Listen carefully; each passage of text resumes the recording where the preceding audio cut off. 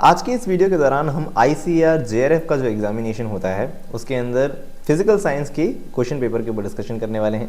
आप जानते होंगे कि फिजिकल साइंस का जो पेपर होता है उसके अंदर 120 क्वेश्चन होते हैं, तो टोटल 120 में से आज के इस वीडियो के दौरान हम 60 क्वेश्चंस के ऊपर डिस्कशन करेंगे। स्टार्टिंग के 60 क्वेश्चंस, ये क्वेश्चंस जो है क्वेश्चन आईडी के हिसाब से मैंने अरेंज किए हैं। आईडी मतलब क्वेश्चन आईडी 501, इस तरह से ये सीरीज चल रही है। इसके जो आंसर्स हैं वो ऑफिशियल ICAR की तरफ से जो आंसर की आई है उसी के बिहाफ पे मैंने यहाँ पे आंसर्स प्रेजेंट किए हैं। आंसर जो है रेड कलर में रिप्रेजेंटेड है। अगर आपको मेरा एक्सप्लेनेशन ना सुनना हो, आपको सिर्फ कोई क्वेश्चन पे ही स्पेसिफिक डाउट हो, तो आप नीचे डिस्क्रिप्शन बॉक्स चेक करें, वहाँ पे आपको टाइम कोड्स मिलेंगे। तो जो भी क्वेश्चन आईडी का आपको डाउट है आप उस पर क्लिक करके उस क्वेश्चन को समझ सकते हैं। और साथ में अगर आपको कुछ सुनना नहीं है तो वीडियो को सिर्फ पॉज करते हुए आप जो भी रेड कलर लाइन के अंदर नोटेड है उसे समझ सकते हैं कि वो एक आंसर है।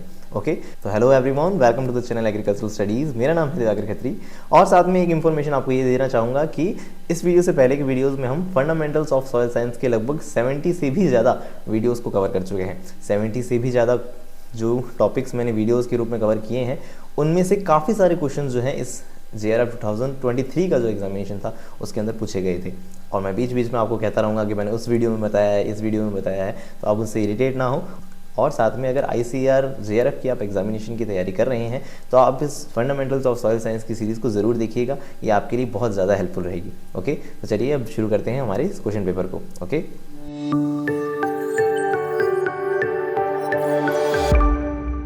तो क्वेश्चन नंबर 1, या मैं कह सकता हूँ क्वेश्चन आईडी 501, तो उसके अंदर हम देख रहे हैं वाटर यूज एफिशिएंसी का इंक्रीजिंग ऑर्डर पूछा है। मैंने 2022 का क्वेश्चन पेपर पढ़ा था, यानी ICAR JRF फिजिकल साइंस का 2022 का क्वेश्चन जो था उसके अंदर पिचर पॉट इरिगेशन की सबसे ज़्यादा एफिशिएंसी बताई गई थी। तो मैंने प्रीवियस ईयर्स का क्वेश्चन पेपर सॉल्व किया था तो मुझे 2023 के अंदर हेल्प मिली, यानी कि 2023 के अंदर फिर से पिचर पॉट के ऊपर क्वेश्चन आ गया। तो मुझे याद था कि सबसे ज़्यादा एफिशिएंसी किसकी है, पिचर पॉट इरिगेशन की है। उससे कम सबको पता ही होता है ड्रिप इरिगेशन, उससे कम स्प्रिंकलर और उससे कम सरफेस इरिगेशन। ओके, तो इस हिसाब से आंसर क्या होगा, आंसर नंबर 1। सेकेंड क्वेश्चन या 502 क्वेश्चन आईडी का आंसर देख सकते हैं आप, ये मैचअप के ऊपर है। मैच द फॉलोइंग के अंदर ये थोड़ा सा कॉन्ट्राडिक्शन में है। कॉन्ट्राडिक्शन में क्यों? क्योंकि इसके जो ऑप्शंस हैं वो थोड़े से गड़बड़ हो रहे हैं, लेकिन एक ऑप्शन जो है वो मुझे सटीक याद था। मुझे ये ज़रूर पता था, श्योर था मैं इस बात से कि reduction of iron in water logged soil, water logged soil में आयरन का रिडक्शन होता है तो इस कंडीशन को हम ग्लेइजेशन कहते हैं।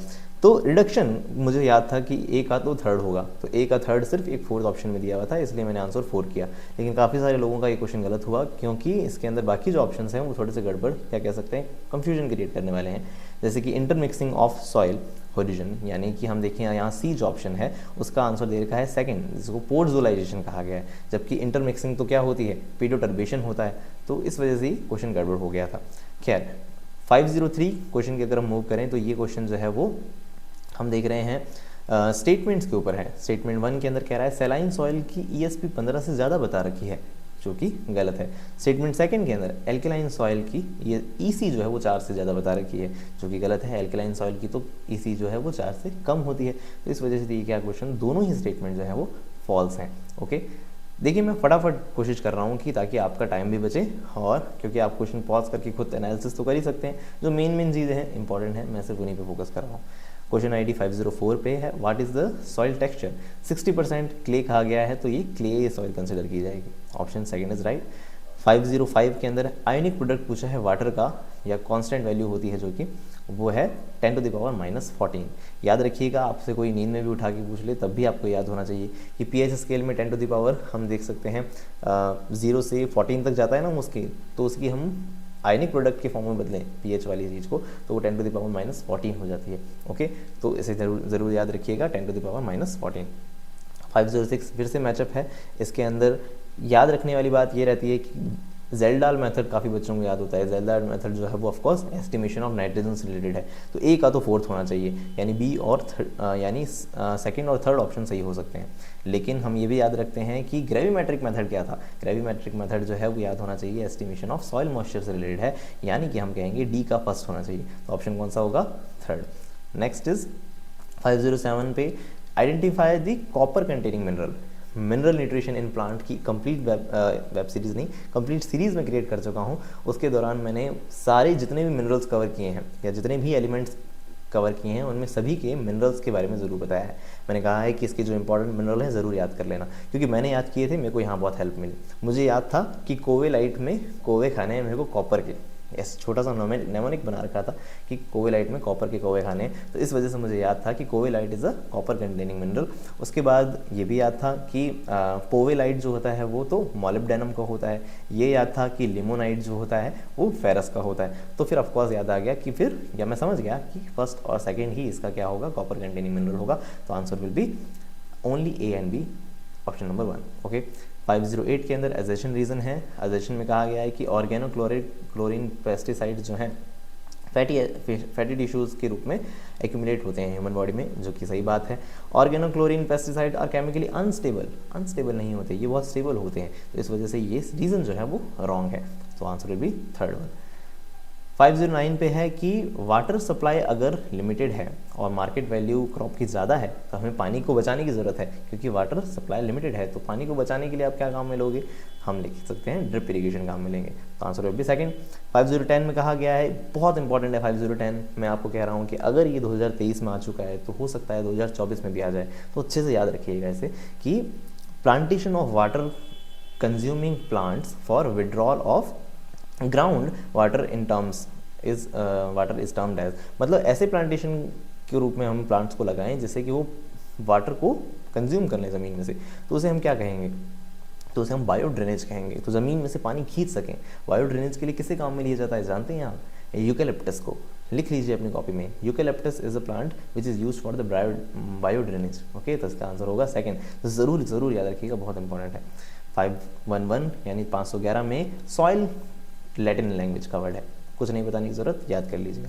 512 इसके अंदर साइंटिस्ट के नेम में मुझे बस एक जना याद था कि विनोग्रेड्स्की जो है वो नाइट्रोजन फिक्सेशन से रिलेटेड है, यानी बी का फर्स्ट होगा, और बी का फर्स्ट सिर्फ एक ऑप्शन में दिया गया है जो कि है ऑप्शन नंबर थर्ड। तो इसका आंसर क्या होगा, option number third. Next is 513। अच्छा, इसका मतलब ये नहीं है कि बाकी साइंटिस्ट याद ना करो, बाकी साइंटिस्ट को भी अच्छे से याद कर लेना ज़रूरी है।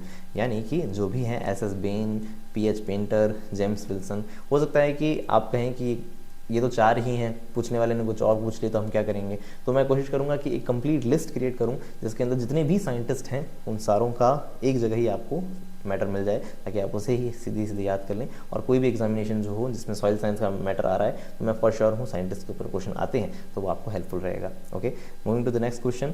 513 जो है कि ऑथर और बुक से रिलेटेड था। अब मेरे को बस एक ही ऑथर याद थे जो कि है रेचल कार्सन, जो है इन्होंने साइलेंट स्प्रिंग लिखी है। तो मुझे बस एक ही याद था जो कि एक क्वेश्चन नंबर सेकंड में था, तो मुझे हेल्प मिली, तो क्वेश्चन मेरा ये भी सही हुआ था। तो ये हो गया ए का 4, बी का फर्स्ट। मतलब सारे साइंटिस्ट, मतलब सारे ऑथर और उनकी बुक्स को ज़रूर याद रखिएगा। ये ज़रूर याद रखें कि सॉइल जेनेसिस एंड क्लासिफिकेशन जो है इसे हम क्या कहेंगे, इसे हम पेडोलॉजी कहते हैं, है ना। कहीं कंफ्यूजन हो तो अभी क्लियर कर लेना, दिमाग को साफ सुथरा रखना कि पेट्रोलॉजी तो रॉक्स की स्टडी है, पेट्रोग्राफी जो है रॉक्स का मैप बनाना वगैरह होता है, तो सॉइल से रिलेटेड पेडोलॉजी होगी। ओके, ठीक है। Next question is 515, calcium deficiency. मैंने जो वीडियोस बनाए हैं, फिर से कह रहा हूँ, मिनरल न्यूट्रिशन इन प्लांट में डेफिशिएंसी सिम्टम्स बताए हैं, उसमें से ये आया क्वेश्चन। मैंने आपको कहा था फ्रेंचिंग ऑफ सिट्रस 2023 में पूछा गया है। तो देखिए, मैं 2023 का पेपर इसीलिए रिप्रेजेंट कर रहा हूँ, देखो यहाँ क्वेश्चन आया हुआ है कि फ्रेंचिंग ऑफ सिट्रस। तो मुझे याद था ये तो जिंक की डेफिशिएंसी से है, तो कैल्शियम डेफिशिएंसी से नहीं है। ये है पॉड पॉपिंग इन ग्राउंडनट, मुझे ये पक्का याद था कि सी जरूर होगा, और साथ में पिलो ऑफ कोकम्बर। खैर, सी और डी ऑप्शन क्या होंगे इसके अंदर, कैल्शियम डेफिशिएंसी से रिलेटेड है। 516 के अंदर फंडामेंटल सॉइल फॉर्मिंग प्रोसेस कौन कौन से हैं, लेटराइजेशन को छोड़ के इल्यूविएशन, आइल्यूविएशन, ह्यूमिफिकेशन, ये तीनों ही क्या हैं, सॉइल फॉर्मिंग प्रोसेस हैं, यानी ऑप्शन होगा फोर्थ। 517 में है, ये क्वेश्चन आया था, और देखिए मेरे को बहुत खुशी हुई थी जब ये क्वेश्चन आया। क्यों? क्योंकि मैंने अपने वीडियोस में इसको एक्सप्लेनेशन दे चुका हूँ, क्योंकि ये पिछले साल भी आया था, 2022 में भी आया था। तो 517 के अंदर जो भी आपको अलग अलग ईल्ड दे रखी हैं, देख सकते हैं आप, जैसे dry matter of 2.5 ton per hectare, 6 और 4, ये जो भी दिए हुए हैं इनके साथ में नाइट्रोजन परसेंटेज भी दिया गया है। तो जिसका जैसे कि 0.2 को मल्टीप्लाई कर लेंगे 2.5 से, और 0.5 को 6 से मल्टीप्लाई करेंगे, 1.5 को 4 से मल्टीप्लाई करेंगे, और मल्टीप्लिकेशन करने के बाद उन्हें हम क्या कर देंगे, ऐड कर देंगे। तो जो भी ऐड करने पे आंसर आ रहेगा वो लगभग 9 के अप्रॉक्स आएगा, और उसे जब हम केजी पर हेक्टेयर में कन्वर्ट करेंगे तो आंसर हो जाएगा 90 केजी पर हेक्टेयर, है ना। तो इसका कोशिश करूंगा कि एक्सप्लेनेशन कि एक फोटो आपके सामने रिप्रेजेंट हो रही हो, है ना, क्वेश्चन अलग होगा, लेकिन आप उस एक्सप्लेनेशन को याद कर लीजिएगा, समझ लीजिएगा, क्योंकि वो आपके नेक्स्ट एग्जामिनेशन यानी 2024 में भी आ सकता है। ओके, 518 नंबर क्वेश्चन जो है वो ये है कि डिवाइसेस को हमें मैच करना है। तो इसके अंदर हम जो याद रखते हैं वो है लिक्विड लिमिट डिवाइस। ये किससे रिलेटेड है? लिक्विड लिमिट डिवाइस है सॉइल प्लास्टिसिटी से रिलेटेड। पिक्नोमीटर जो होता है ये तो हर बच्चे को याद होना चाहिए कि ये तो हम डेंसिटी, सॉइल डेंसिटी से रिलेटेड करते हैं, वो भी पार्टिकल डेंसिटी से, राइट। तो इस हिसाब से क्या कहते हैं, फोर्थ होगा, बी का फोर्थ, तो यानी ऑप्शन होगा सेकेंड। ठीक है, आगे बढ़ते हैं। एजर्शन रीजन में कहा है कि Bacillus megaterium is an efficient phosphorus solubilising bacteria. बिल्कुल सही बात है, और ऐसा इसलिए है क्योंकि हम ये देखते हैं डिफरेंट ऑर्गेनिक एसिड्स जो होते हैं उसको ये डिसॉल्व कर लेता है, डिसॉल्व कर लेता है। तो करेक्ट ऑप्शन का करेक्ट आंसर, करेक्ट एक्सप्लेनेशन भी है, तो आंसर होगा फर्स्ट। 520 के अंदर है humic acids are more efficient than fulvic acid. क्या ये बात सही है? हाँ, रेजिस्टेंट कौन ज़्यादा होता है? ह्यूमिक एसिड होता है। फल्विक तो हम फुल याद रखते हैं, तीनों के बीच में डिफरेंस अच्छे से याद रखना, फल्विक एसिड, ह्यूमिक एसिड और ह्यूमिन के बीच में। फल्विक एसिड जो है वो क्या कहता है कि फुल्ली, मतलब वो कहता है कि हम देखते हैं सबसे ज़्यादा दोनों ही रूप में वो घुल जाएगा। एल्केलाइन में भी डिसॉल्व होता है, जो कि हम देखते हैं किस में डिसॉल्व हो जाता है, वाटर में भी डिसॉल्व होता है। ह्यूमिक एसिड जो है वो सिर्फ और सिर्फ किस में डिसॉल्व होता है? ह्यूमिक एसिड जो है वो सिर्फ एल्केलाइन मीडियम में ही डिसॉल्व होता है, जबकि हम बात करें ह्यूमिन, वो दोनों में ही इनसॉल्युबल होता है। इस डिफरेंस को जरूर याद रखिएगा, बहुत इंपॉर्टेंट है। उसी के भी आपका क्वेश्चन आ गया कि क्या ह्यूमिक एसिड मोर रेजिस्टेंस है? मैं अपने वीडियोस में ये बता चुका हूँ अच्छे से, ज़्यादा फोकस नहीं करते, आगे बढ़ते हैं। कि humic acid are more resistance, हाँ सही बात है। Humic acid have low molecular weight, अरे नहीं भाई, सबसे कम तो मॉलिक्यूलर वेट फल्विक एसिड का होता है। तो उस हिसाब से क्या हो गया, रीजन गलत हो गया, तो आंसर विल बी 3। 521 के अंदर कहा है कि ह्यूमस फॉर्मेशन रिलेटेड थ्योरी कौन सी नहीं है? तो नहीं है में याद रखेंगे कि कीमोऑस्मोसिस थ्योरी जो है वो ह्यूमस से रिलेटेड नहीं है। तो आंसर होगा फर्स्ट, ए, बी और डी, ये तीनों ही क्या है, ह्यूमस से रिलेटेड हैं। 522 जो है वो है स्ट्रेटेजिक रिसर्च एक्सटेंशन प्लान, किससे रिलेटेड था? तो हम याद रखेंगे आत्मा से, यानी एग्रीकल्चर टेक्नोलॉजी मैनेजमेंट एजेंसी। मुझे नहीं आता था ये क्वेश्चन, मैंने ड्रॉप किया था। खैर, 521 लिंथाइड हॉरिजन के बारे में पूछा है। हॉरिजन्स के बारे में अच्छे से वीडियोस में भी बता चुका हूँ, उसमें से मुझे अच्छे से याद था कि लिंथाइड में तो लॉ ह्यूमस होता है और फेरस ज़्यादा होता है, मतलब हम देखते हैं सेस्कियो ऑक्साइड ज़्यादा होते हैं। तो सेस्कियो ऑक्साइड ज़्यादा होने की वजह से बी ऑप्शन तो सही है, लेकिन फर्स्ट ऑप्शन रॉन्ग है। तो अच्छे से याद रहने वाला क्या हुआ कि फ़ायदा ये हुआ कि बी भी सही है और सी मैंने अंदाज़ा लगा लिया कि भाई अब सेस्कियो ऑक्साइड हैं तो ग्रेइश मॉडल्स भी हो सकते हैं, तो बी और सी दोनों करेक्ट। 524 पे कहा गया है कि choose the correct answers, match करना है। लैंड कैपेबिलिटी क्लासिफिकेशन मेरा ऐसा वीडियो है जो बहुत ज़्यादा अच्छा रिस्पांस आया था, जिसके ऊपर बहुत सारे अच्छे व्यूज़ हैं, उसके ऊपर अच्छे कमेंट्स हैं। तो मुझे उस वीडियो को बनाते वक्त एक बात मुझे क्या हर बच्चे को याद होता है कि क्लास फर्स्ट जो है उसका कलर ग्रीन रिप्रेजेंटेड है। अब उसका कलर ग्रीन रिप्रेजेंटेड है तो ऑफकोर्स ऑप्शन बन रहा है डी का फर्स्ट, सिर्फ एक यानी ऑप्शन सेकंड, बाकी सब अपने आप मैचअप हो जाते हैं। तो इसका मतलब ये नहीं है कि हम दूसरे कलर से याद ना रखें, अच्छे से दूसरे कलर जितने भी हैं क्लासेस के कंठस्थ याद कर लीजिएगा, बहुत ज़रूरी है। वापस 525 के अंदर एक और मैचअप दिया गया है, ये मैं जो एक वीडियो के अंदर अच्छे से एक्सप्लेनेशन दे चुका हूँ। सॉइल मॉइस्चर रिजीम और सॉइल टेम्परेचर रिजीम, इसके ऊपर एक वीडियो बनाया है मैंने, है ना। मुझे बहुत प्राउड फील होता है कि मैंने वो वीडियो बनाया था और उसमें से कई क्वेश्चंस गिने, है ना। देखिए आप, मैं आपको लगभग कितने क्वेश्चन में कह चुका हूँ कि इस वीडियो से आया हुआ है। तो please fundamentals of soil science की जो सीरीज़ है उसे ज़रूर देखिएगा। मैं इसे इसलिए कह रहा हूँ क्योंकि इसमें से काफ़ी क्वेश्चन आते हैं। ये नहीं कहूँगा कि सारा पेपर ही उसमें से बनेगा, लेकिन ये ज़रूर कहूँगा आपके लिए बहुत ज़्यादा हेल्पफुल रहेंगे अगर आप ICAR JRF की तैयारी कर रहे हैं। ओके, खैर 525 के अंदर ऑप्शन होगा 3 सही, क्योंकि ए का सेकंड यानी मैसिक जो है वो 8 से ज़्यादा डिग्री सेल्सियस होगा टेम्परेचर और 15 से कम होगा, तो ऑप्शन 3 है, इसको मैच कर लीजिएगा। 526 है ना, reverse universal soil loss equation, RKLS CP।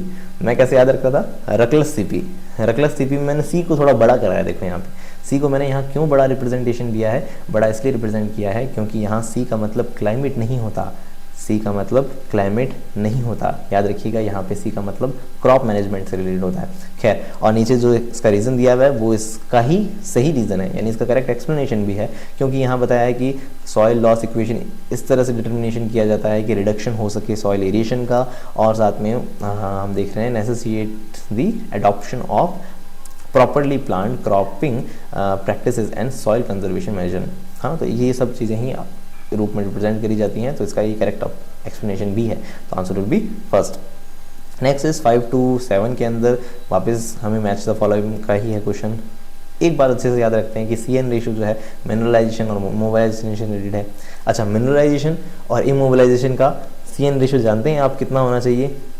कितना CN रेशियो होता है तब नाइट्रोजन का मिनरलाइजेशन होता है, कितना CN रेशियो होता है जब इमोबिलाइजेशन होता है? याद है अगर तो कमेंट सेक्शन में जरूर बताना। तो इस हिसाब से B का थर्ड तो पक्का है, B का थर्ड सिर्फ एक ऑप्शन में ही दिया हुआ है, तो ऑप्शन होगा फर्स्ट। ओके, आप बाकी मैच कर लीजिएगा वीडियो पॉज करके अच्छे से। 5 to 8 के अंदर कहा गया है, वापस मैचअप दिया है, रिलेटिव ह्यूमिडिटी हर किसी को पता है कि भाई साहब परसेंटेज में ही नापी जाती है, एक का तो फोर्थ होगा और एक का फोर्थ सिर्फ सेकंड ऑप्शन में दिया है, तो इसका मतलब सेकंड ऑप्शन इज करेक्ट, बाकी सब आप मैच कर लीजिएगा। 5 to 9 इसके अंदर एजर्शन में कहा गया है कि वीट क्रॉप की वाटर रिक्वायरमेंट 300 से 600 होती है। नेम राज सुंडा, नाम तो सुना ही होगा। इनकी जो बुक है जनरल एग्रीकल्चर का, उसमें पोर्शन के अंदर वाटर रिक्वायरमेंट्स दी गई हैं क्रॉप्स की, तो वहाँ से सारी क्रॉप्स की याद कर लीजिएगा, क्योंकि आने वाले एग्जाम 2024 में आपसे पूछी जा सकती है किसी और की, तो याद रखते हैं। अगर वहाँ से याद हो किसी को तो वो करेक्ट कर लेगा इस बात को कि वीट क्रॉप्स जो है उसकी 300 से 600 हो सकती है वाटर रिक्वायरमेंट। तो उसका रीज़न मुझे इनकरेक्ट लगा था कि यहाँ लिखा है कि वाटर रिक्वायरमेंट डिपेंड कर रही है सॉइल टाइप पे। हाँ, ये बात तो सही है। क्या ये रेनफॉल पे भी डिपेंडेंट है? बारिश हो रही है कितनी हो रही है, क्या इस बात पे भी डिपेंड करता है कि क्रॉप की वाटर रिक्वायरमेंट क्या है? तो मुझे लगा था कि ये रीज़न रॉन्ग है रेनफॉल की वजह से, लेकिन जो करेक्ट आंसर दिया गया है वो ये है कि both A and B are correct and reason is correct explanation also. तो आप अपने टीचर से, एग्रोनॉमी के जो टीचर्स हों या सॉइल साइंस के टीचर, किसी से भी आप जैसे डिस्कशन करें इस क्वेश्चन के ऊपर और थोड़ा सोचें कि ये सही है या नहीं, है ना। खैर, जो आंसर दिया गया है वो मैंने आपको रिप्रेजेंट कर दिया। 530 में कहा गया है कि ब्लैक सॉइल है, क्योंकि वेरी डार्क दिया गया है, रैगर कह दिया, करेल कह दिया, बहाल कह दिया, इसके अलग अलग नाम दे दिए, तो ये आंसर होगा सिर्फ ब्लैक सॉइल। 531 के अंदर GIS के काम बताए हैं, जितने भी यूजेस दिए हैं वो सारे GIS के सही हैं, GIS के सही हैं, तो इस वजह से हम कह रहे हैं कि ये ऑप्शन होगा थर्ड। 532 के अंदर कहा है कि 2.5 YR 5/C 5/6, तो ये क्या दे रखा है मुंसल करंट चार्ट में? पहला होता है ह्यू, दूसरी वैल्यू होती है क्रोमा, ह्यू फिर वैल्यू फिर क्रोमा, तो ये नीचे एक्सप्लेनेशन में दिया है, तो ये करेक्ट एक्सप्लेनेशन भी है, तो आंसर होगा फर्स्ट। 533 के अंदर कहा है सॉइल वाटर कंटेंट का इंक्रीजिंग ऑर्डर बताना है, तो सबसे कम किस में होगा? ओपन ड्राई के अंदर, तो B में सबसे कम CDA के अंदर बढ़ता हुआ जा रहा है। ओके, सॉइल वाटर के ऊपर कंप्लीट सीरीज बना चुका हूँ, जिसके अंदर सॉइल वाटर पोटेंशियल और फील्ड कैपेसिटी जितनी भी सब चीज़ें थी उनके ऊपर अच्छे से एक्सप्लेनेशन दे चुका हूँ, प्लीज़ उन वीडियोज़ को ज़रूर देखिएगा। 534 के अंदर कहा है मैचअप का क्वेश्चन, मुझे एक जरूर चीज़ याद थी, IISS जो है वो भोपाल में है, तो A का फोर्थ और मुझे फ़ायदा मिल गया सेकंड से। नेक्स्ट इज इमोगोलाइट, ये एक तरह का एमॉर्फस हम कह सकते हैं मिनरल है, क्रिस्टलाइन नहीं है, इसके अंदर स्ट्रक्चर गड़बड़ होती है, तो इसका आंसर मुझे पता था D तो सही है, यानी ये पैराक्रिस्टलाइन नेचर का होता है, तो ऑफकोर्स मुझे इसका एग्जाम्पल भी पता है कि ये एंडी सॉइल के अंदर होता है, तो A and D are both correct. 536 के अंदर ये देखिए क्वेश्चन मुझे आता नहीं था, लेकिन स्टिल मेरा क्वेश्चन सही हुआ था, ये बहुत न्यूमेरिकल सा है, कैसे करेंगे इसे ध्यान देते हैं। 80 सेंटीमीटर की डेप्थ दे रखी है, वाटर कंटेंट 0.12 है, फाइंड आउट करना है वाटर क्वांटिटी, अगर हम वाटर कंटेंट को 0.30 तक लेके आना चाहते हैं, तो वाटर कंटेंट है कितना? 0.12, करना कितना है? 0.30, तो उनके बीच का डिफरेंस निकाल के देखो, 30 में से 12 गए तो कितने बचेंगे? बचेंगे कितने? 18, तो 18। अब 18 को मैंने मल्टीप्लाई किया 80 से, जो कि हमें डेप्थ दे रखी है, 18 इंटू 18 8 जा कितना होता है? 144, तो 144 से रिलेटेड आंसर कौन मिल रहा है? C के अंदर, है ना, तो इस हिसाब से मैंने C कर दिया। तो ध्यान दीजिएगा ICR के न्यूमेरिकल्स ऐसे ही होते हैं, आपको नहीं आते होंगे बट स्टिल भी आप नंबर्स के साथ जोड़ गुणा भाग कर लोगे ना, तो आपको एक आंसर दिख जाएगा, और आंसर दिखते ही आप उसे कर सकते हैं, ठीक है। ये हर जगह नहीं अप्लाई होगा हर क्वेश्चन में, बट स्टिल जिसमें होगा तो उसमें काम की चीज़ हो सकती है। खैर, option C will be right. 537 जो है मुझे एक टेस्ट सीरीज़ में हेल्पफुल मिला था, मैंने एक टेस्ट सीरीज़ ज्वाइन करी थी, तो उसके अंदर ये क्वेश्चन आया था कि क्यूमुलेटिव मीन वेट डायमीटर जो है CMWD वो कम होगा तो सॉइल का स्ट्रक्चर जो है वो उतना ही बेटर होगा। याद रख लीजिएगा दिमाग में कि CMWD कम होगा तो सॉइल स्ट्रक्चर उतना ज़्यादा बढ़िया होगा। ये बात मुझे पता थी, क्या होता है कैसे होता है मुझे नहीं पता स्टिल, और इसके बारे में इंफॉर्मेशन ज़्यादा दे ही नहीं पाऊंगा मैं आपको, I am sorry, but still मुझे एक बात याद थी इसलिए मेरा क्वेश्चन करेक्ट हो गया था। नेक्स्ट इज 538, तो उसके अंदर मिक्सिंग रेशो पूछा है, केजी पर केजी होता है मिक्सिंग रेशो, याद रखना है। 539 जो है मैचअप का क्वेश्चन है, अच्छे से मैच कर लीजिएगा, सॉइल वाटर कंटेंट और इसके अलग अलग हमें देख सकते हैं। एक अथर्ड होगा यानी वर्क डेंसिटी से रिलेटेड है हाइड्रोजन, मुझे नहीं पता था। मुझे बी सॉइल वाटर कंटेंट से रिलेटेड चीज़ ज़रूर पता थी, एम्ब्रेसियम और बेरियम, है ना। एम्ब्रेसियम और बेरियम जो आपको पता होना चाहिए कि जो न्यूट्रॉन प्रॉब वाला जो मेथड होता है ना, मैंने अच्छे से उनके ऊपर भी बहुत वीडियोस बनाए हैं अच्छे से, तो मैंने वो वीडियोस बनाए थे तो मेरे लिए हेल्पफुल रहा है ये सब कुछ। तो मुझे याद था कि बी का तो फोर्थ होगा और बी का फोर्थ सिर्फ एक ऑप्शन में दिया था इन्होंने और मेरी बल्ले बल्ले हो गई, तो मेरा आंसर फर्स्ट सही होगा। 40 क्वेश्चन नंबर में कह रहा है कि what is the average life, इसका कोई अंदाज़ा नहीं है मुझे कि कैसे इसका आंसर निकालना है।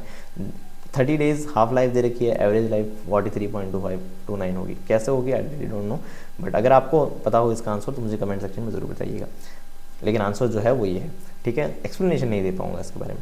541 के अंदर कहा है कि वेक्टर मैप के लिए आप क्या काम में लोगे, तो उसके अंदर काम में लेना होता है पॉइंट्स और साथ में polygons, answer will be the fourth one. 543 के अंदर मैक्सिमम डेंसिटी पूछी है वाटर की, ये तो बच्चे को पता होना चाहिए कि भाई साहब 4 डिग्री सेल्सियस पे डेंसिटी सबसे ज़्यादा होती है, वॉल्यूम सबसे कम होता है वाटर का। The option will be second, why, क्योंकि केल्विन में बदलना है, 4 डिग्री सेल्सियस को केल्विन में बदलने के लिए 273 का एडिशन दे दिया, answer will be the second one. 544 के अंदर एनडीवीआई पे क्वेश्चन आया है, हर बच्चे को एनडीवीआई का फुल फॉर्म और उसका फॉर्मूला ये तो याद रहना ही चाहिए, क्यों, क्योंकि उससे रिलेटेड क्वेश्चन आते हैं। एनडीवीआई का फॉर्मूला मुझे याद था, NIR माइनस रेड अपॉन में NIR प्लस रेड, ऐसे करके इसका फॉर्मूला रहता है, तो उसका मुझे पता था। NIR मतलब नियर इंफ्रारेड था, तो नियर इंफ्रारेड से रिलेटेड ऑप्शन तो किसमें दिया है, सिर्फ फोर्थ में दिया है, तो भाई साहब answer will be the fourth one. 545 के अंदर होगा कि वर्टिकल मूवमेंट ऑफ एयर, हवा का ऊपर की तरफ जाना, इसे हम कॉन्वेक्शन कहते हैं। एक पार्टिकल से नेक्स्ट पार्टिकल में जाना, हीट का, हवा का नहीं सॉरी हीट का मूव होना, उसे हम कंडक्शन कहते हैं, है ना। तो इस रूप में आंसर फर्स्ट होगा।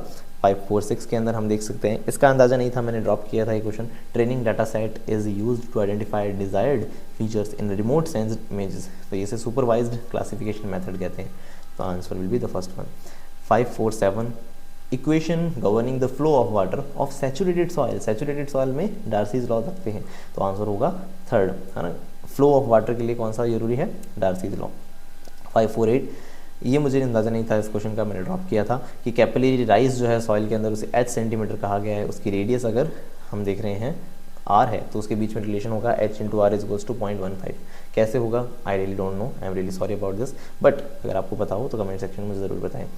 549 के अंदर टॉर्टोसिटी मैंने एक जगह पढ़ लिया था, है ना। देखिए अभी याद रख लीजिएगा कि अगर आपके पास सॉइल डिटाइस नाम की बुक नहीं है और आप सॉइल साइंस ICR की तैयारी कर रहे हैं तो आपके लिए बहुत बुरी बात है ये, क्योंकि सॉइल डिटाइस जो बुक है उसे ज़रूर मंगा लीजिए, बहुत अच्छी किताब है, उसके अंदर बहुत सारी चीज़ें दे रखी हैं, उसमें भी ये टॉर्टोसिटी आया था वर्ड, सारे साइंटिस्ट उसमें एक लिस्टेड दिए गए हैं, बहुत सारी चीज़ें एक जगह सम अप कर दी गई हैं उस बुक के अंदर, बहुत ही अच्छी किताब है ICR एग्जामिनेशन के लिए, तो आप उसे ज़रूर, मैं आपको हाईली रिकमेंड करूँगा आप उसे ज़रूर, मेरा किसी ने मुझे कुछ पैसे नहीं खिलाए हैं, मैंने खुद पढ़ी है, मुझे बहुत अच्छी लगी है, आपको सजेस्ट करूँगा आप भी पढ़ें। तो उसमें आया था टॉर्टोसिटी ऑफ सॉइल, तो उसमें मैंने देखा था कि एक तरह से डिस्प्लेसमेंट और डिस्टेंस वाला खेल है यहाँ पे। हम कहते हैं ना डिस्टेंस, घूम के जाओ तो डिस्टेंस होती है, सीधे ही एक जगह से दूसरी जगह, एक पॉइंट दूसरे पॉइंट के बीच का शॉर्टेस्ट डिस्टेंस देखते हैं तो उसे हम डिस्प्लेसमेंट कहते हैं, तो वही चीज़ यहाँ काम में ली जा रही है। तो यहाँ टॉर्टोसिटी जो है एक तरह का डिस्टेंस के रूप में कहते हैं, तो उसकी वैल्यू 1 से ज़्यादा रहती है, ठीक है। ओके नेक्स्ट 550 जो है उसके अंदर इनफिल्ट्रेबिलिटी टर्म किसने दी थी, मुझे याद था डैनियल हिलेल, इन्हें फादर ऑफ सॉइल फिजिक्स भी कहते हैं, तो डैनियल हिलेल, मैं हिलेले करके मैं याद रखता था तो मुझे याद रहा कि ये इनफिल्ट्रेबिलिटी भी इन्होंने दी थी। तो खैर नेक्स्ट इज 551, इसके अंदर मैचअप है। सरफेस टेंशन की यूनिट मुझे याद थी कि भाई साहब न्यूटन पर मीटर होती है, क्योंकि सरफेस टेंशन का फॉर्मूला क्या होता है F/L, मतलब न्यूटन पर मीटर, तो उस हिसाब से answer will be the third one, क्योंकि ए का सेकंड सिर्फ एक में ही दिया है, होगी बल्ले बल्ले, तो answer will B third one. 552 potential energy के रूप, पोटेंशियल एनर्जी पर वेट, मतलब ये सॉइल हाइड्रोलिक हेड किस रूप में रिप्रेजेंट करते हैं। देखो कर सकते हैं हम एनर्जी पर यूनिट मास के रूप में भी रिप्रेजेंटेशन कर सकते हैं, वॉल्यूम के रूप में भी रिप्रेजेंट कर सकते हैं, लेकिन ये कह रहा है कि किस रूप में की जाती है, आइडियल या कह सकते हैं एक पर्टिकुलर यूनिट कौन सी काम में ली जाती है, तो याद रखते हैं सी, यानी पोटेंशियल एनर्जी ही काम में ली जाती है। ठीक है, तो आंसर विल बी द सी। सिर्फ ठीक है ना, याद रखना सी ही आंसर करेक्ट, ओनली सी होगा। मेरा गलत हुआ ये क्वेश्चन क्योंकि मैंने एक्स्ट्रा दिमाग लगा लिया था, मैंने ए एंड सी कर दिया था, जो कि आंसर सिर्फ फोर्थ होगा। खैर 553 में कहा है कि सॉइल क्ले फॉर्म में है, तो वो सॉइल बिहेवियर मैक्सिमम इन्फ्लुएंस होगा सॉइल बिहेवियर पे भी, यस, क्योंकि उसके पार्टिकल बहुत छोटे होते हैं, तो उसके ऊपर केमिकल रिएक्शंस बहुत अच्छी से होंगी। जितना छोटा पार्टिकल उसका इफेक्टिव सरफेस एरिया अवेलेबल हो जाता है और उतना ही उसके ऊपर केमिकल रिएक्शन हो सकती है, तो आंसर विल बी फर्स्ट। हाँ भाई, यही रीज़न में दिया है, फिजियोकेमिकली एक्टिव हो जाती है सॉइल, तो उस हिसाब से answer will be the first one.